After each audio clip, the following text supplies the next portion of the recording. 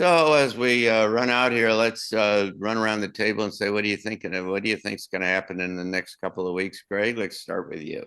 I think next couple of weeks we're going to continue to see the repercussions of the disclosures of all kinds of information. One piece I didn't mention is that a new release of images from the photographic images of the lunar surface from previous lunar missions showing the archaeological structures, I guess is what I will say, although they are being pixelated out, which makes them even more obvious. But I think we're next 2 weeks we're going to see more of the repercussions from this and the questions about the integrity of our government and all governments. And if these things have been held, what else is it that has been held, and what does that mean to our society? Frank, what do you predict? Well, I concur with Greg in terms of the disclosures that are peeling away the layers of the onion a little bit. One of the things that I've also kind of been noticing is this idea of Greenland and Canada becoming part of the United States. And I know that Greenland even just had an election that was kind of focused around their sovereignty, and that the Americans are still trying to get their fingers on the pie.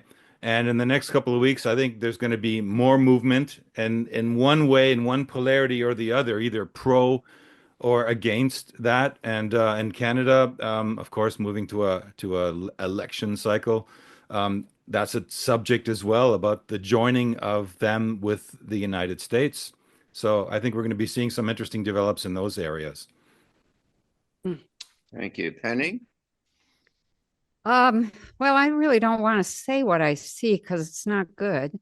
Um, so, um, so let me say that I have been heavily influenced now, biased, in the process of reading some stuff by a fellow named David Murrin, Murrin, and I think he wrote a book called uh, Breaking the Code of History. And his analysis of what we have coming. And so this is not in the next 2 weeks, but I can see more and more moves that lead in the direction of an entirely new world changing organization. Okay. And I just keep seeing more and more moves that he predicted 20 years ago that are just kind of knock your socks off. So, I'm speaking for myself. I think what I'm going to see over the next 2 weeks is some more of those moves. And I'm watching to see if there are any counter moves. So far, nothing.